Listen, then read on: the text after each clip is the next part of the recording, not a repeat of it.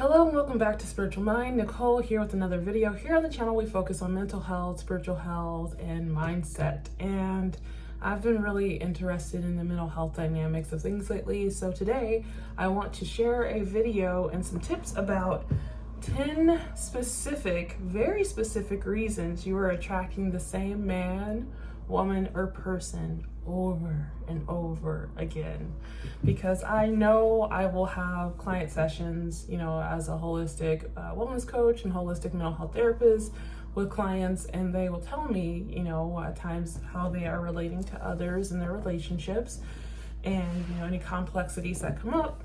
And there is a specific pattern that can emerge for most individuals, in fact, when it comes to relationships and attraction and the type of energy you're attracting. And a lot of times it is going to be partially relating to your emotional availability, but also it matters energetically. So this is almost like a two-part video, because the next video in my catalog will be a video talking about emotional availability and how you can assess your current emotional availability and what to do about it. So I want to go forward and talk about that, but I do want to invite you, if you do enjoy these videos, if you like these kind of concepts, to consider subscribing if you want to. And I also want to invite you to like this video so I can have a good read of what type of content you're into and looking for. So let us begin. So I have 10 very specific reasons that you might be attracting the same energy over and over. First one being, this is from the frame of more of a woman's perspective, but this could also work for a man's perspective too. But the first item is you become emotionally masculine or emotionally feminine. So it kind of just depends on what energy you would like to have more of a prominence around. Usually folks who identify as women prefer to have more of a feminine energy, and folks who identify as men normatively want to have more of a masculine energy happening. But when you are outside of your own energy prominence, like where your energy is supposed to be, it can be very difficult to attract what you're looking for ultimately. So if you are a woman seeking a male or masculine partner, you will find that if you tend to be more masculine, the person who's fixing, doing, resolving, producing, expanding, taking care of, your partners tend to potentially have a higher risk of being more feminine. So you might find that you have a partner that becomes like whiny and complainy and can't seem to do anything. And I find that as a pattern that is often like stereotype for how a couple of generations before current generations, like the elders, some of them would describe having, like women would describe their partnership to their husband as caring for an extra child. So to me, that's a good example of where the woman who was meant to be in a feminine position has become masculine, where the partner becomes feminine, and as a result, there can be some bitterness about that. So yeah, one thing you want to do is consider what energy you're in. Are you in the prominent energy that is designed for your best sense of flow in a relationship?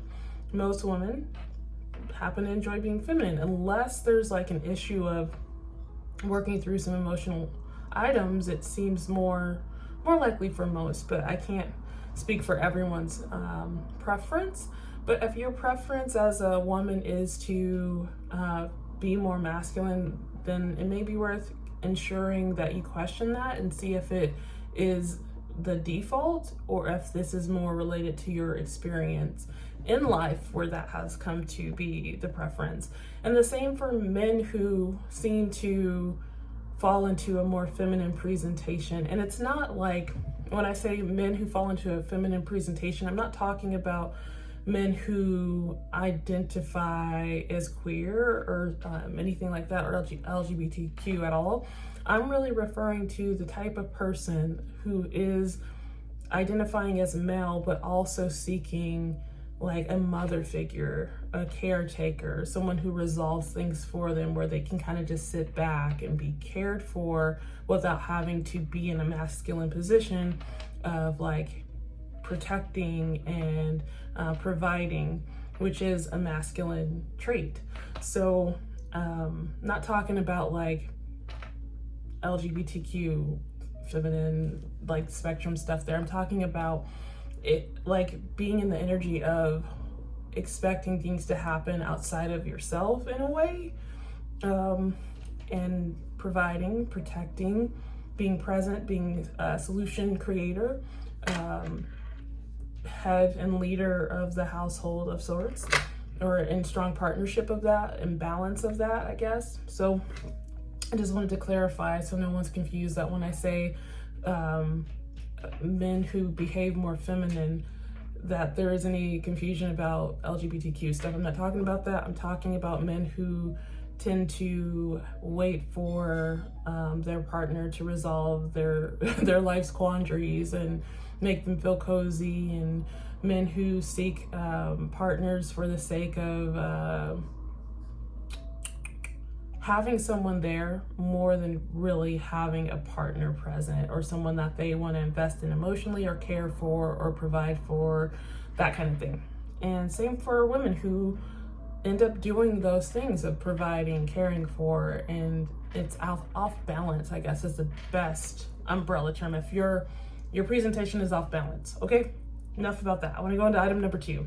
So the second one is you aren't firm. So instead of saying what you mean and standing by what you're saying, you can have an issue of not being very firm in what you're wanting to communicate.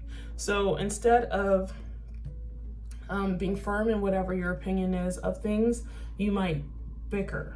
You might go on and over explain yourself about how you feel, why you feel, and what specifically is going on, versus being more firm in what you're saying and just considering repeating what you've just said. Because sometimes if you attract a certain type of energy, it's because you're not firm enough in standing on your own beliefs, where people will have more of a likelihood of trying to test your beliefs or challenge your beliefs, or reshape your beliefs that would benefit them in a way. So I suppose something to consider for like attracting the same person over and over, it's worth noting, like, this person is not the person you're looking for. This person is probably not the healthiest of people to be attracting, regardless to who you're attracting, because people who are attracting the right energy probably don't need this video.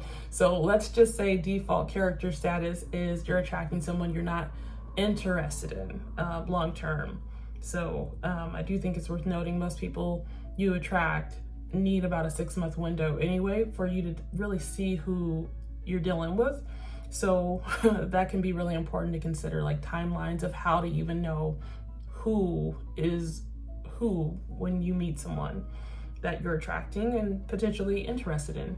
And this could be for friendship or romance. So you aren't being as firm as you need to be, and you might find yourself bickering or over explaining or talking through your perspective at nauseum, like too much, where that is indicating that you are more likely to be swayed ongoing. Like if you over explain yourself, then you actually have a higher risk of people taking that as you don't really know because you want to prove it. Like, you don't have to prove things if it's true. Most of the time, you don't have to prove anything if it's already true. So when you make the space to over-explain yourself to another person, even if you think you're being firm, you're falling into a trap, my friend. All right, so going on to item number 3, you aren't watching the patterns of the person. You might be more tied to the ideal of the person versus the pattern of the person. So as you're getting to know someone and, considering your attraction to someone, you want to observe their organic patterns. What are they doing organically? Because a lot of times if you're attracting the same person over and over, you might be trying to encourage or orchestrate a certain behavior from the person. A lot of times this makes me think about my clients who will tell me in session things along the line of, I can't get this person to text me back. I get so anxious when they don't text me back and all that stuff. And that's where you could say, hey, I'd love to hear from you more often, or can we talk on the phone, or do you want to get together sometime? Or you can, instead of orchestrating that, you can just observe the person and what they do. If they're not texting you back, that's where they're at. It's way simpler than trying to create a new behavior for someone who's already not just demonstrating a certain behavior, because you can't raise adults. So can we just try to consider letting go? You know, like when you're getting to know someone, to actually know the person means you have to step back and observe the person as they are versus the fantasy of who they could be. So I would encourage us all to pay attention to the pattern that is happening organically with the person. Are they showing us signs of communication? Are they showing any interest? Are they showing efforts to outreach? Are they showing genuine curiosity? Number one, like that's one of the most palpable things you can do to determine if someone is actually interested in you. There's surface curiosity, and then there's actual genuine curiosity.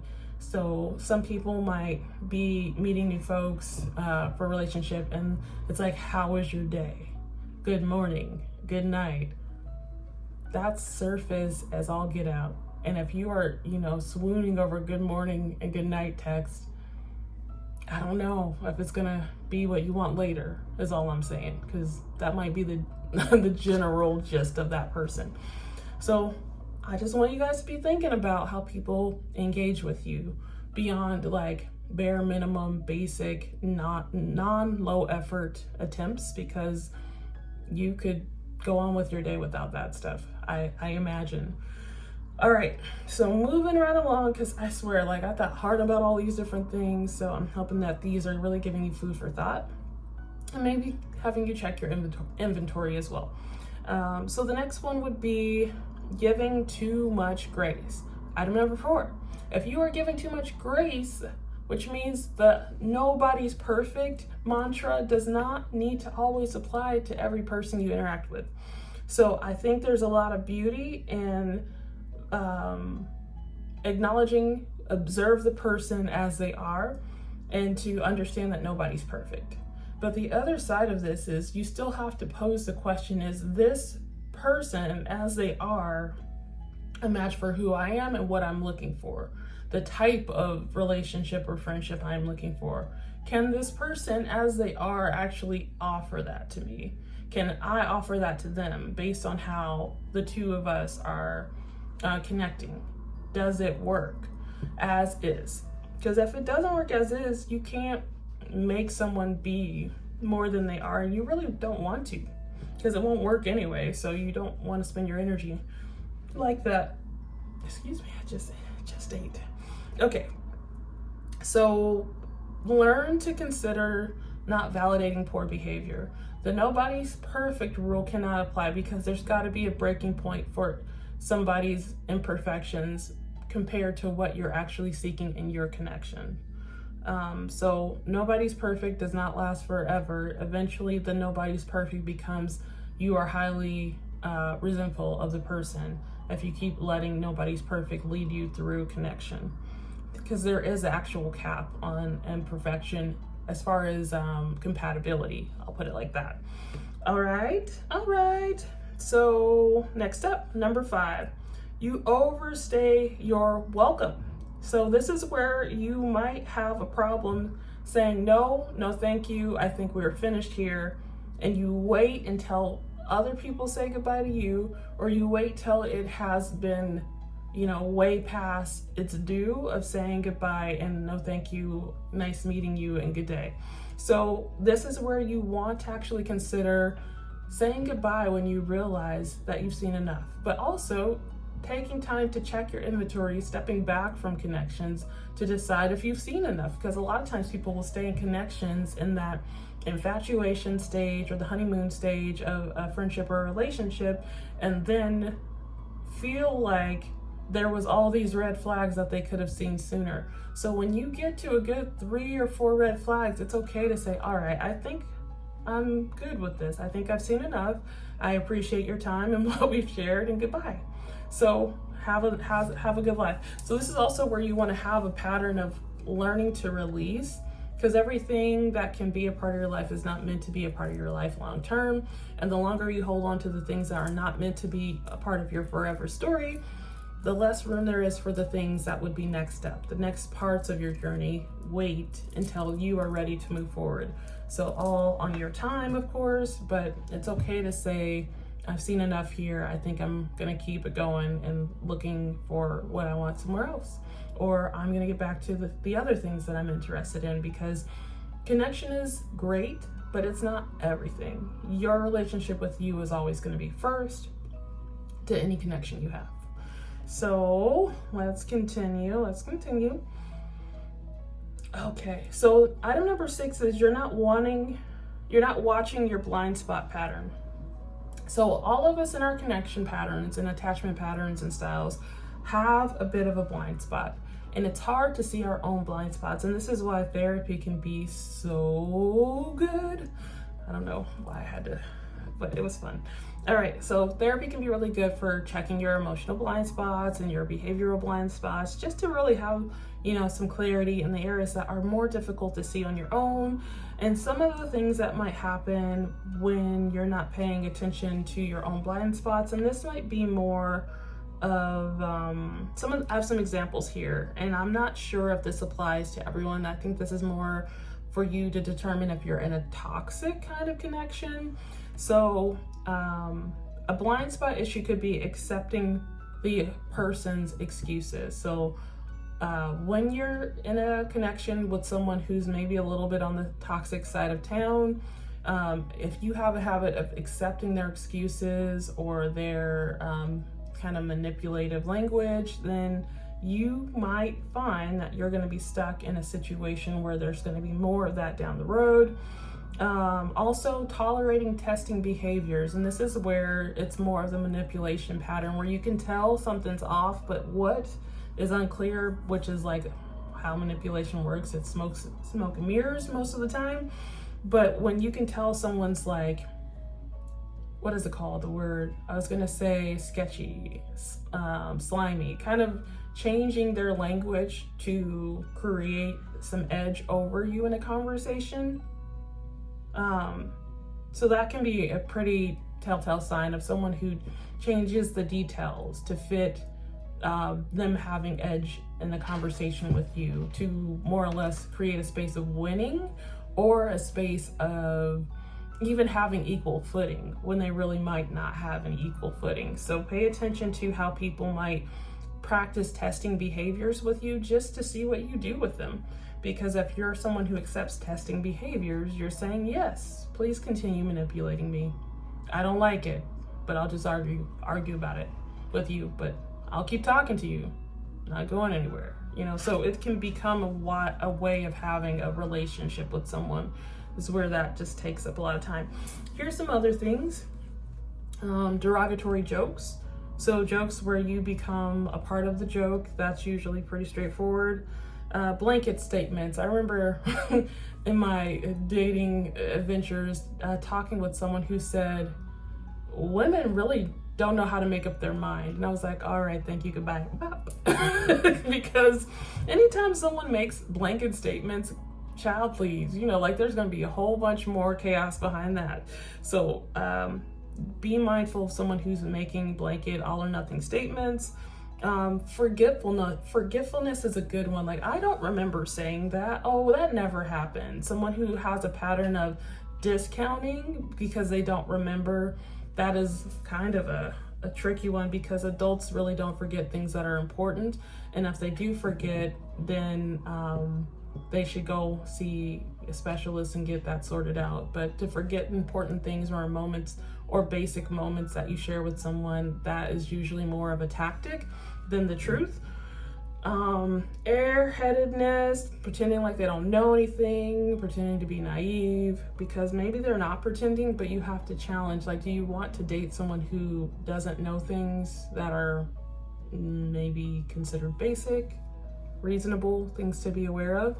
So if they are airheaded, then do you want to date someone who doesn't seem to have a grasp on reality? Lack of self-awareness. So for folks who have really odd social behaviors, everyone's weird technically because there is no normal, but there is a spectrum on that, we'll say. So it's really important if the person you're dating has the ability to self-reflect, which is not the same as like just being unique. It's more about having self-awareness, self-reflection, ability to actually see within yourself what you're doing and to acknowledge that and to be honest, good, bad, or indifferent about that. And then also another blind spot is judgment. Being judgmental is definitely a sign of possible issues coming up ahead as far as attracting someone who is not that great of a match. If you are yourself working on being healthy or are practicing healthy, balanced emotional behaviors. So these are the things to look out for as far as likely signs of someone being maybe on the toxic end of the spectrum. All right, and we could say healing because that's nice. That sounds less judgy. So let's go with on the more healing to do side of the spectrum. That sounds nice. I like that better. Okay, so item number 7, you struggle to say goodbye. You're trying to hold on to the ideal. So there are so many folks who stay in relationships forever and ever because they like the idea of being in a relationship. They like the idea of having a future with the person. They like the idea of the task that they envisioned in their future having another person attached to that experience. So struggling to say goodbye, struggling to end relationship when you kind of know there's nothing there except for the idea, that can be a question of why you're really there and does this person really need to be a part of that adventure forward. So just to go on a vacation in Mexico, you don't necessarily need a partner. It might be nice to have one, but it should not limit your future if you're in a relationship or not. So sometimes a lot of folks will get hung up in like living a lifestyle that's more adventurous only when they have a partner, which means there's a likelihood in relationship to stay in relationships longer because your future life revolves around having the other person. So I do think it could be really great to practice solo dating. It could be really great to spend more time with your family and friends. It could be really great to go on your adventures just the same, because then you're not waiting for someone who may or may not be the right energy match for you to even enjoy the trip. So if you go to Mexico and you take someone with you just to have companionship, but you just take any person, you might not enjoy that trip as much as you would have just going by yourself or going with a friend or going with a family member and continuing to live your adventurous life just the same. Okay? So next up, number 8, you think they are genuine instead of paying attention to their long-term patterns. So sometimes when people start new connections, friend or relationship, there's that beautiful window of time called the honeymoon stage or the infatuation stage. So this is where people have more of a likelihood of trying to bring their best self to the picture or to the engagement, to the connection. And ultimately, I would encourage everyone to stop trying to present their best self unless it's your consistent self. You know, so like if your best self is your consistent self, then great. But if your best self is like trying to impress people for that do you like me stage, and then you're not really that person after that stage, then please stop, because that is so much energy to be putting out just to have a connection mismatch later. It's much more efficient to have your consistent self be presented when you're in connection with friendships or dating, because that is the real you. The more we can get folks who can believe in their consistent self enough to present that at the onset of a relationship, the better, because then you can actually see a genuine match of friendship or relationship. But when we're all out here trying to impress and be this other person for a good 3 to 6 months, those relationships aren't going to last. So you want to see to it that you really establish time to see who a person is genuinely, versus like how some of us have been taught and socialized to behave a certain way for dating or courting or friending. Like, oh, be nice, give compliments, make eye contact, balance a conversation. Do it all the time. That's not just for the beginning of a connection. If you're gonna do it, just either do it all the time or don't do it, because when you stop doing it, that is gonna shift the connection anyway. So long story short, just practice being your consistent self, whatever that means. So that way you're not signing on to be in connections that you can't actually maintain. Let's see. Okay, number 9, you decide to like or love before the 3 to 6 month timeline. This is rare to maintain character. So most people can't maintain that character of first impression beyond the 3 to 6 month window. So if you really want to see who you are dating more closely and really feel a certain amount of confidence that the person you are dating is more likely to be someone who has consistency in a way that's good for you, it would be really important for you to give it 3 to 6 months so you could observe patterns. You could observe like highs and lows of how you might interact. You might even have a chance to see like what it means to disagree. How does this person handle disagreements? How does this person handle their organic interest in the connection? That gives you enough time to decide if there's anything real there versus the fantasy of what's going on. So after the 3 to 6 month mark, you can totally decide, yes, this is a connection I'd really like to continue to explore, because there's still a lot of really good feelings and interactions. Or you can say, no, this isn't something I really want to continue because there's a decline. And what I mean when I say decline is like consistently from the point of infatuation kind of closing out in the 2 to 3 month mark. Like if the relationship starts to decline consistently from there, then that person was likely just presenting someone that you would like, which means that's not really who you're looking for. You got a character, not the real person, because that person wasn't genuine. They were likely just taught to impress, or be impressive. However, so 3 to 6 months, long story short, I'm trying to talk to you and tell you these things. I'm hoping that it's feeling organized and clear. So let me know if these feel like reasonable examples, or if you'd like me to share examples or have questions. Please leave a comment in the comment section, or tell me if you agree. Do you agree with these things? Are these things that you're working on? Are these issues that have come up for you in your connections, friend or relationship wise? All right, so we're on item number 10. Here's the thing. You're not addressing your self-work. You could easily keep running into the same old energy over and over and over again if you're not doing some of your self-work.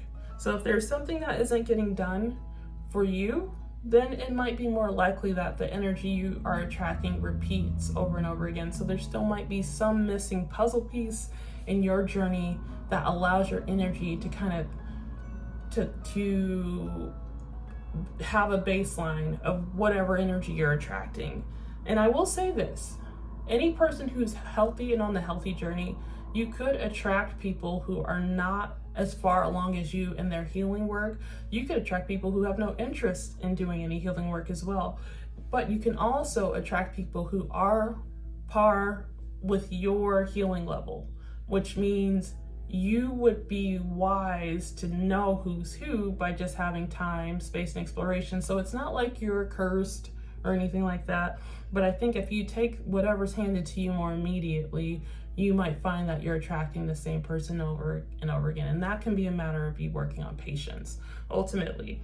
So if your self-care is imbalanced, like, then that's a question. So if you're in connections, but your hair is a mess and your eyebrows could use, a good once over, if your nails aren't done, if you're a person who needs to do your nails, if you're not getting dressed every day, if you're not brushing your teeth every day, if you're not showering every day, then I don't know if connection is with someone else, if that's even top priority ultimately.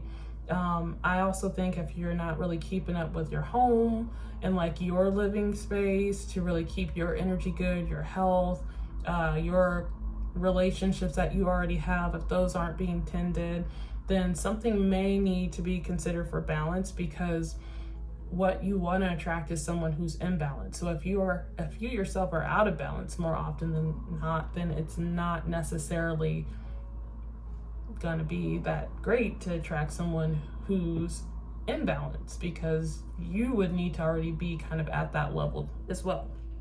There's also emotional reflection. Do you know your emotional triggers? Are you clear on what they are? Do you know how to handle them? Because if you don't, if you haven't really made peace with your emotional triggers, then that might be another reason that the relationships you're attracting tend to repeat, because there's some emotional trigger healing work that is required. So it could be fear of abandonment, it can be fear of rejection, it could be fear of being seen, fear of actually being loved. Who knows? Like, it can be many things. So work with your therapist to check the blind spots and see what's going on there. Also, compatibility, chemistry, and cohesion of lifestyle. Very important. If you are dating someone or friending someone who is incompatible with you, who does not have real chemistry with you or cohesion of lifestyles, then it's not really looking too great. And it's just, again, filling a spot with just any person versus the right person. So compatibility is where you have similar interests, similar views on how things are meant to go and what can happen. So you can have different levels and, amounts of what's what, but there still should be some overlap. So I, as a person, don't really care for sports. I don't watch sports. I'm not that worried about it.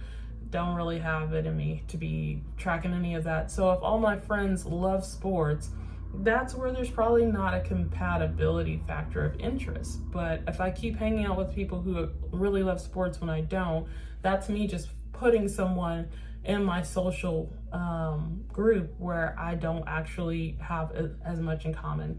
So that's me filling a position in my circle with someone just to have the spot filled, versus like having the space open for someone I might actually have more compatibility with.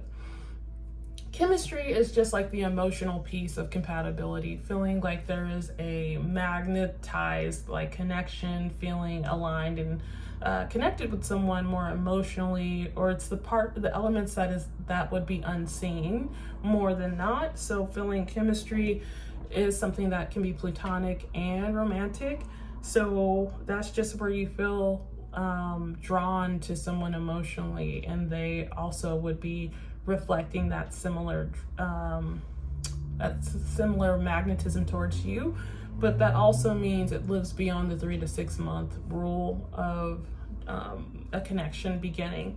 And then last but not least, cohesion of lifestyle. So this is where you and another person actually wish to share and do similar interests, because if you don't actually have any interest of doing the same things, it's hard to build a lifestyle out of that. If you don't have enough of the same lifestyle interests, it can feel like your lifestyle is not aligned for long-term connection if it's a mismatch. So these are 10 very specific reasons you might be attracting the same energy, and this is definitely speaking more from the place of someone who's working on their healing and potentially considering either romantic or platonic connections that are healthy as well.